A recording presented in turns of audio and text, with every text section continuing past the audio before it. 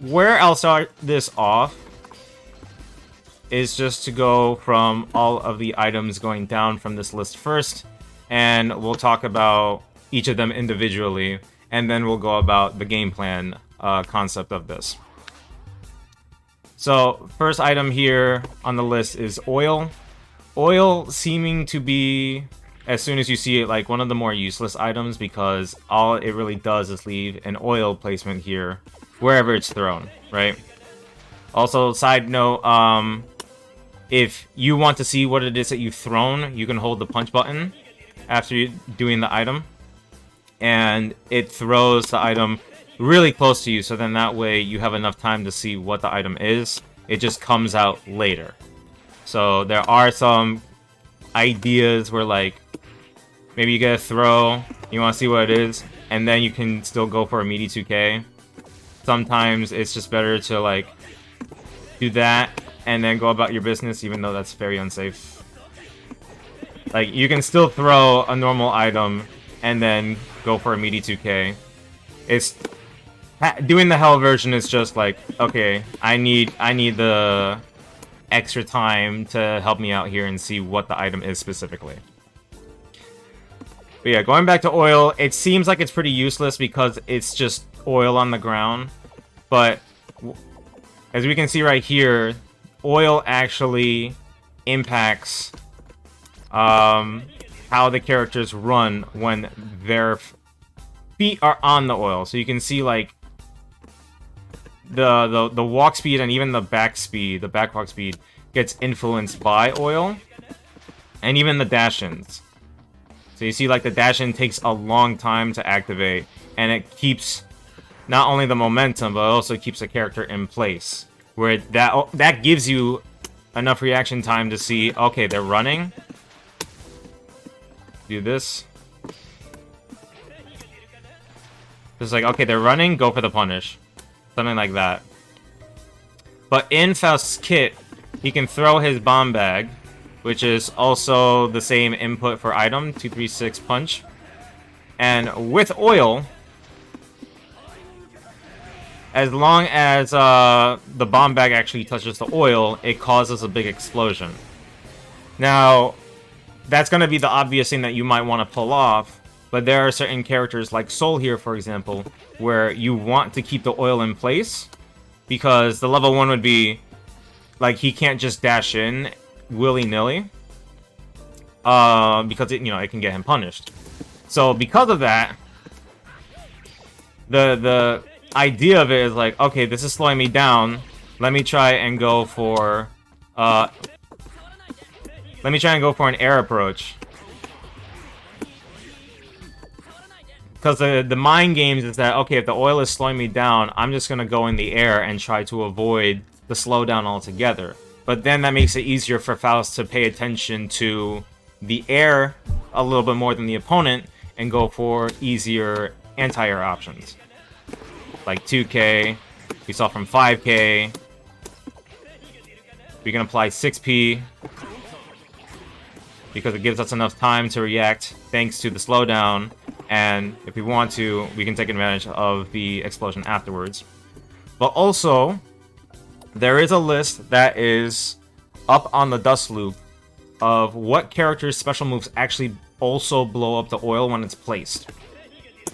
Soul being an obvious candidate. If you try and gunflame, you're crazy. You're crazy if you try and do DP. And see, it's a counter hit, so it'll actually do a hard knockdown. And he also cannot do Grand Viper, because that blows him up. This doesn't just fall into Soul. Characters that more or less have fire attacks can also be affected by this. So, Potemkin's Trishula can affect this. Chip's Gamma Blade does not affect this. So keep that in mind. If you end up throwing a bomb, like the item bomb, while oil is out, that of course can affect it. Axel is another character where if he goes for his standing DP, Benten, that affects the oil as well. That blows it up. And Jacko is wait, hold on. Not Venom, not Slayer, not Eno. Elfhelt's grenade will blow up the oil. Jam does not blow up the oil, I believe. Dizzy's fire pillar will blow up the oil. But a really interesting one that I have to say is Jacko. And Jacko, using oil against Jacko helps a lot. Because she's another one that, like, her grounded buttons can really dominate Faust. And because of how her kit is, like, her 2K, her 3H. Her 3H can freaking low pro under drill. Far Slash just being a better button overall compared to Faust's 5K and Far Slash. If she has the minions out and she tries to go for the explosion, so like that, that will also affect the oil. So she has to be very mindful of the oil placement as well. And even some of her buttons in general can make the oil explode. For example, Jump D. Jump D affects it, and her super that's just Corsical forward S? Oh, Corsical back S. That affects it too. So next item that we have is Black Hole. Black Hole is another item that seems like it's very dangerous, which it can be, because if we have the lovely Potemkin come in here, what this can be dangerous for if you don't have a game plan set is that this item more or less tells Potemkin, get over here, baby! Let's go! Thanks for the item, bro! That's exactly what I needed. But with Black Hole, it can actually help in two ways. It can help in our... three ways, I should say. Our pressure, number one. Whoop. So if you're able to get in, we can just do that whole string. Float Slash and 5P Gatling into each other, and both moves are +2. So you can just do that, like have them guess, like what's supposed to come next. Go for a reset. So like, go for something like that. You can utilize the fact that 5P can Gatling into 6 heavy and catch them that way. Even though that's very dangerous, it can mash throw. It's a way to open your opponent up. But this leads into the other thing about Black Hole, the positive that it gives us. It gives us a mix-up opportunity. So, of course, you know, we can stop and then go for 2K. But what's nice about both of these buttons is that they're jump cancelable. So, with Black Hole, you see that we jump pretty low to the ground. And we can utilize this tactic, but with Black Hole, where FDC usually comes out in like 14 to 17, 18-ish frames. Like, if you're able to get it down really quickly.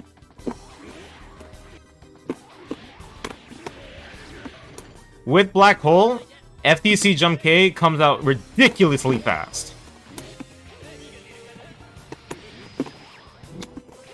But this is the con. Because you're in the section of the Black Hole, it makes getting the appropriate height very difficult.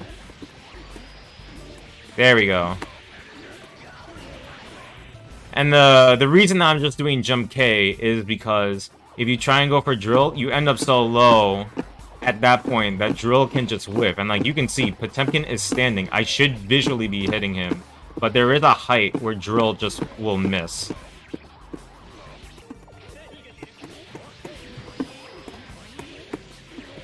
But if we want to reset the opponent and get extra damage, like, that's beautiful.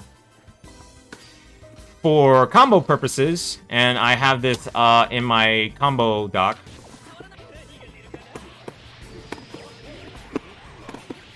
you can go for combo extensions. And the main thing that I usually do with these combo extensions is that I go for whatever is a jump cancelable normal, do jump back jump K, and then I jump cancel the jump K into drill. By itself, this doesn't normally combo, but because of the suction of Black Hole, this will make it combo.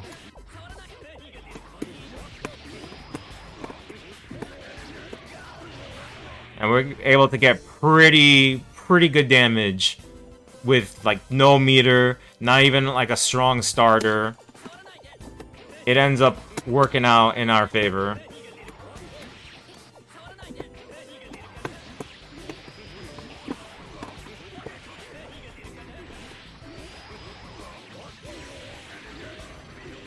As you can see, that can also work still if you catch them low with 2K. If they're crouching, honestly, keep the combos super simple.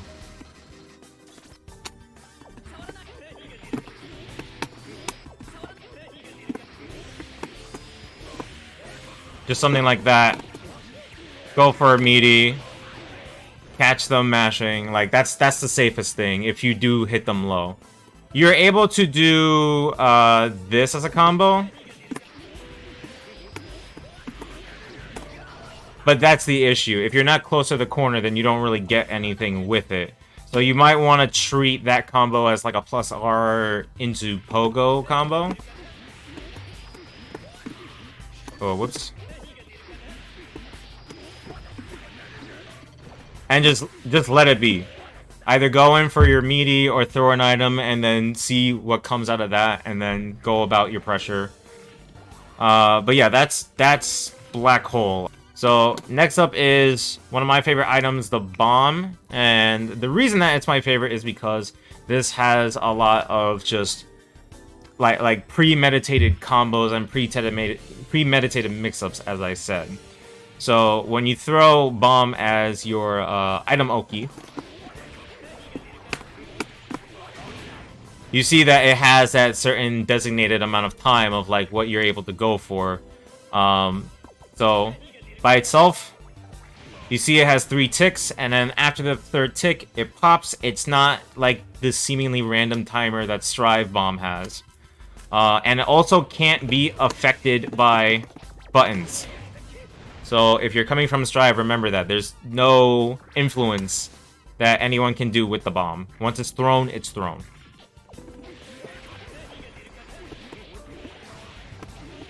But this is the nice part. There are combos, and there are setups, where if you get the timing right, then you're able to extend afterwards. So with the combo that I just did, you want 1 hit of 2K, meaty, and then after the 2S, you jump FD forward to avoid the bomb explosion altogether, because when you jump FD, your hurt box shortens like crazy. So you want to utilize that. Whoop. You want to utilize that so that way you can get more off of the bomb confirm.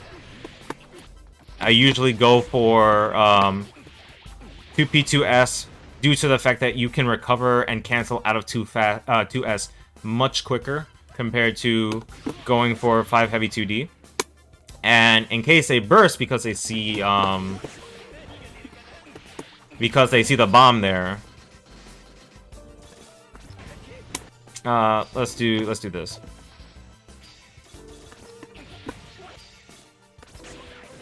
I screwed that up. Okay, one more time. We can do that. We can try to bait the burst.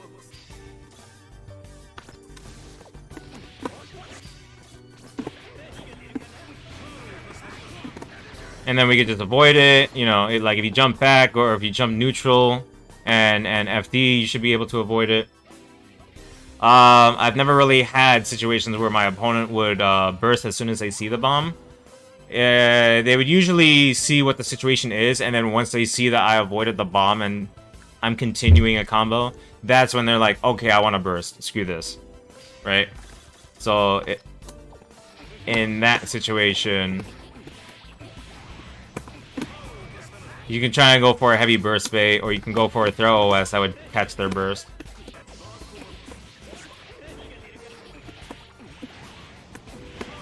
There you go. Utilizing K and forward throw to catch it. More or less saying, like, it's kind of like that hard call of, hey, If you didn't burst after the bomb, you're definitely gonna burst after you see that I can continue this combo. If that's what you want to go for the you know, to catch the burst. Go for 5k into the string that I just showed. If they don't have burst and you want to try and maximize, let's do this first. I do believe, however, with some heights, like Potemkin being a heavyweight, of course, you might need to try to utilize like IBs as such, so that way you can confirm afterwards into something crazy like that, which is also a premeditated combo that you can go for with bomb, or utilizing jump blitz, just so that way you can avoid it. With the lightweights, I do believe that you're just able to jump FD and then still get pogo, but that is something that you'll learn with time, and you'll learn fighting the characters of like, okay, this character falls fast, this character falls, floats in the air a little bit and then falls later. It's not a big requirement. Just know that with bomb, you can take advantage, since in my combo video, there are premeditated combos that you can go for. Generally, with bomb and neutral, if they're scared of it, you can take control of the space and catch them in the air doing jump heavy, being ready with 5k. Just know that certain normals that you have huge hurt boxes. So if you're like expecting them to come forward, you know, be careful doing 2p, be careful just generally throwing a button. There may be situations where they'll run up to you when they throw a bomb, and it's okay for you to do S and try and catch them that way, just to get out of the situation and be like, what are you doing? Bomb is right there, you know. Next up is Helium Gas. There's not really much of a use with this item. This one is probably literally the worst item for Faust, because there's not a lot of uses for it. All that it really does is increase the volume of the character's voice.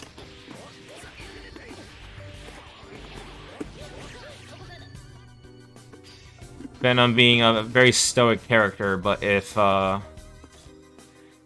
let's try and get Potemkin as an example. I don't want to break anyone's ears having characters like Jam or May, you know?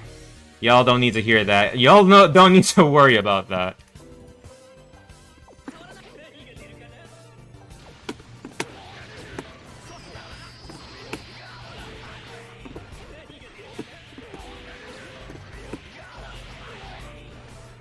Doesn't have the same...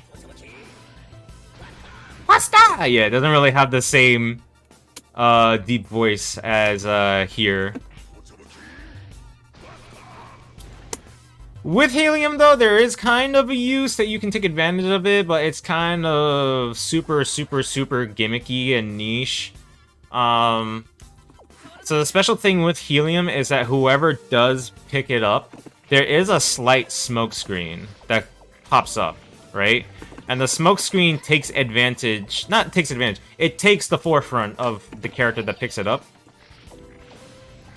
So with Faust, you can kind of use the smoke screen to take advantage of the fact that certain normals, your opponent won't really be able to tell what's coming next. So for example, if you pick it up, you can hide the shine of 5D. As you can see right there, if we pick it up here, you can kind of hide the shine and hide the animation altogether, so it'll be really hard for them to see 5D. And it's the same with, yeah, I saw that coming. It's the same with 6 Heavy. Right? If you got it right, if you got Faust right in the middle of the smoke screen, then, like, it can be difficult to see it, since it's covering most of the animation of it. You know, this whole thing right here. But again, it's super niche. I wouldn't really look at Helium Gas and be like, oh yeah, I can take advantage and hide myself here. Like, this visually looks good, that like you can hide a 6 Heavy like this, but it doesn't give benefit. It's like for anyone that may still not understand, it's more or less not poison. You know, there's no hurt box on the cloud. There's no extra benefits. You know, it doesn't heal you. It doesn't give you more meter. It's literally just visual clutter. So then that way you can hide what it is that you're doing if you know what to do utilizing the helium gas. But it's arguably Faust's worst item. Oop. So, next up, this item I actually like a lot more compared to Strive.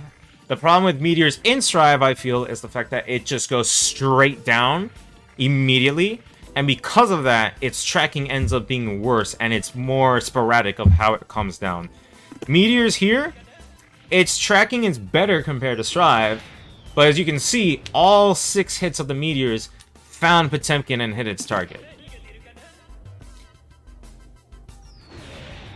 It's still pretty scattered, but the point of Meteors as an item here and in Plus R, it's supposed to be like a combo breaker if your opponent is attacking you, or if not that, just a way to control the neutral or get a confirm.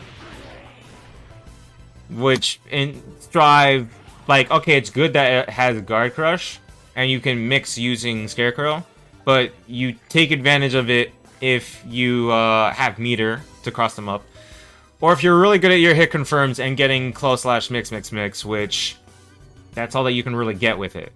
At least with here, you can go for something like...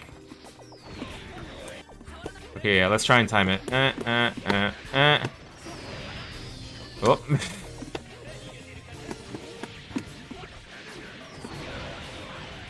You can go for something like that.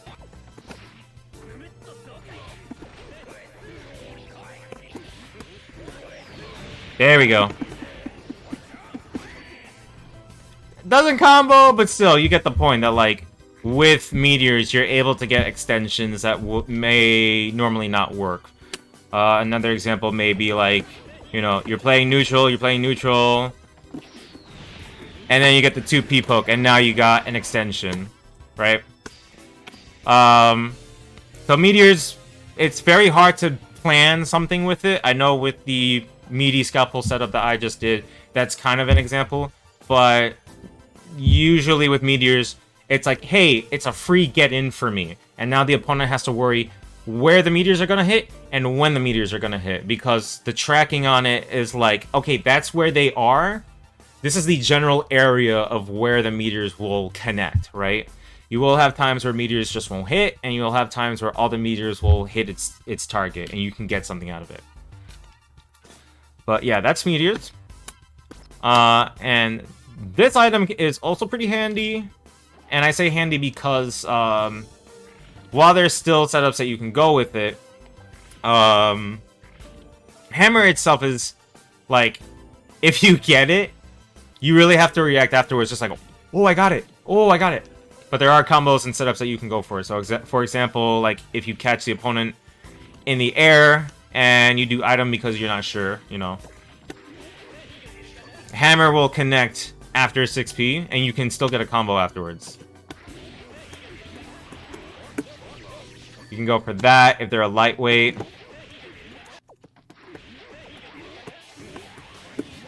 You can go for an air combo by just doing jump K, that's fine. And there are little extensions that you can go for.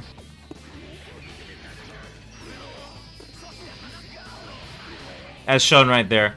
But 135 spending 50% of your meter after that.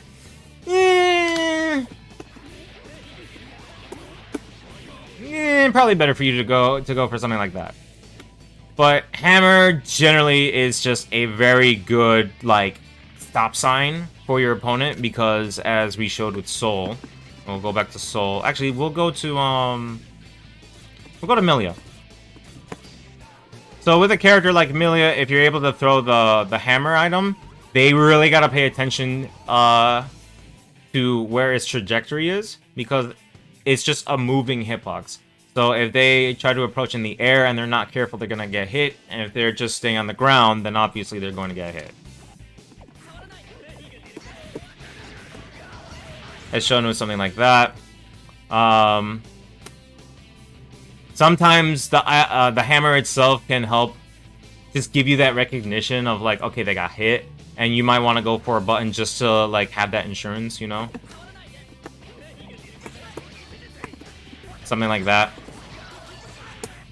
But there are premeditated setups, of course. Doing something like that, for example. Oh yeah. 8. And what's nice, as shown there with hammer, is that with a button like 5P, you're able to go for a confirm that usually wouldn't work. So 5P is able to go into 2 heavy, but doesn't combo on crouching opponents. On crouching opponents, 5P can go into 2D, but if you're fighting a male character, so, you know, Sol, Kai, Potemkin, Johnny, you can't do this.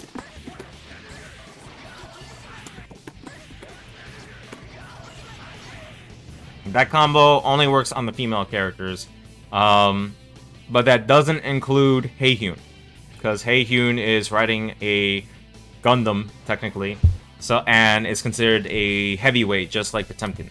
So that combo won't work. But the other thing that Gatling that 5P can Gatling towards is 6 heavy.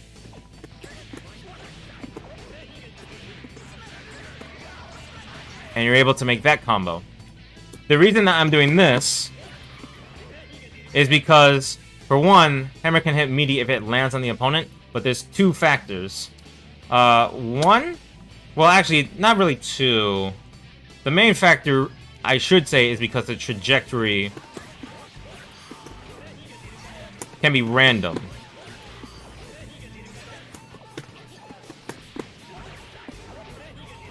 As shown right there.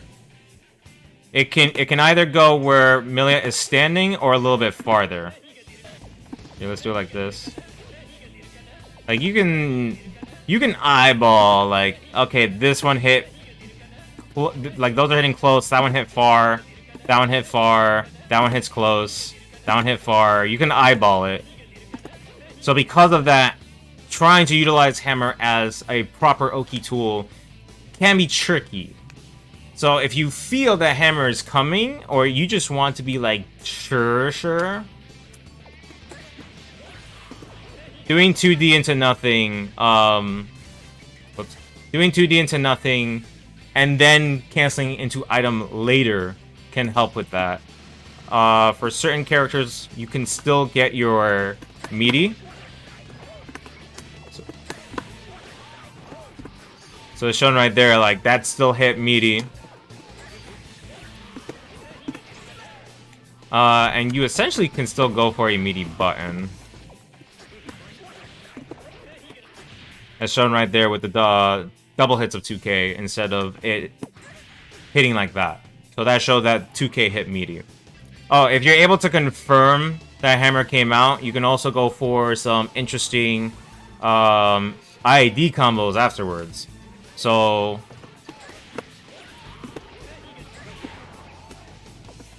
gotta hit it just right. Yeah. First try. You're able to go for that, and that works out because they're in a hit animation state, so getting the low IAD into jump K, jump S. So, A. Oh.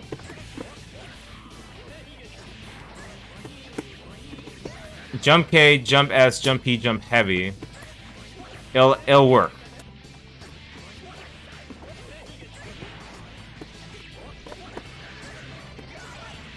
Yeah, just leave it simple. As you can see, like, it's super close to 200 damage. If you want to go for the 200 damage.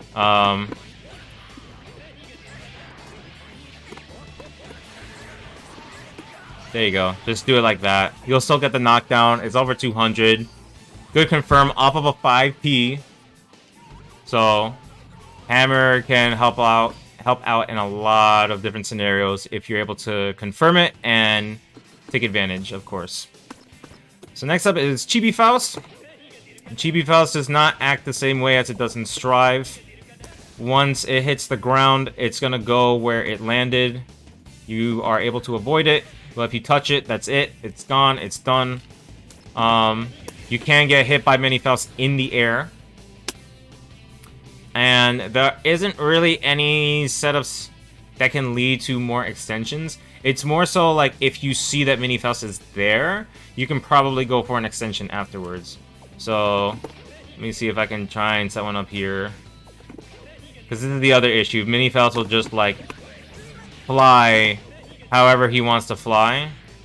So if you want him to hit later for a specific thing, it can be very tricky because he can end up being a little bit too close to the opponent. But there are like odd scenarios where like he helps out in getting a confirm. Should probably go for something like this.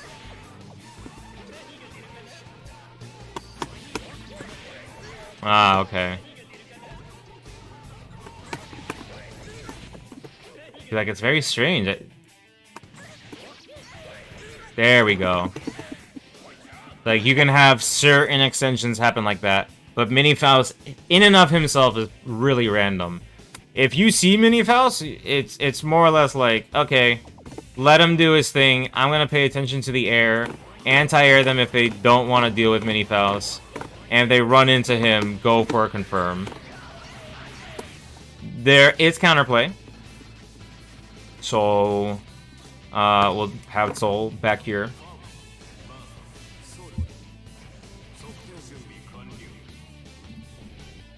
And the way that you can counterplay Mini Faust is a couple of things. For one, obviously, if you have a fireball that hits low to the ground, you can kill him with whatever fireball that you have. Obviously, you can jump over him, and if you're good at baiting Faust, you know, you can have a button out that'd be ready to take him out. If you have a special move that specifically is like, you know, airborne, and then you don't have to deal with Mini Faust that way. So for Soul, Bandit Revolver goes over, and of course the Bandit Revolver can go over. That also means Bandit Bringer can go over. But again, that leads into a situation where if that's what you're waiting for as Faust, you can plan the jump out or the escape that way and just be like, hey, I know what you're gonna do. Anti-air 2k, anti-air 5k, anti-air 6p, you know. Even with Bandit Bringer, like if you're reading the Bandit Bringer, you can be like, okay, Blitz, I don't care. You can be like, hey, I know this is coming, go for the IB and then throw punish. You can normal IB. It's better to air IB, so then that way you stay close. And if you're really cheeky, you know, you could do that as another air option if you feel that that's coming. That's for Soul, but those are generally the anti-air options if they're trying to work around Mini Faust. A smart way of dealing with Mini Faust, however, is if, you know, you're dealing with them yourself, honestly, jump IB them. The reason for that is because you technically killed Mini Faust right away. He's considered an air move, so you don't need to jump FD to deal with him. And with you building IB, you end up building meter if you IB, but you also keep your air options. So you can go for your double jump afterwards. You can go for an air approach as Soul. So that's a way to kill off Mini Faust. You might, for example, as Faust, if you're doing the mirror match, actually, your plan might be like, okay, I want to air IB and then jump afterwards and throw a bomb bag to make them stop doing whatever they're doing on the ground. If you think they're going to be in the air, you might want to IB Mini Faust and then try and snipe them afterwards. Or like just IB and then do a falling jump heavy just to see what's going on. There's a lot of ways that you can plan if you IB Mini Faust. There's no specific option. Just know that IBing Mini Faust is probably the best thing that you can do that gives you multiple routes for how you want to go about your match. So next up, pretty simple item. Not a lot of explanation. Poison. Poison does not work like it did in Plus R. Poison still does not care about gut scaling, technically. So if we bring Faust down to 20%. Oh yeah, get rid of the regeneration also. So you can see the poison is taking away life. It does about 10 ticks, and I think each tick does 10 damage. So altogether, it does 100 damage. And with that, you're able to go for certain confirms that might not work usually because you had poison, right?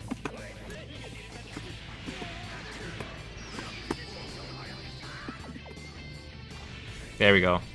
So normally that shouldn't work because you want the opponent at 20% to go for this IK combo. But because of the poison, it helped bring it down, so then that way we could reach this combo.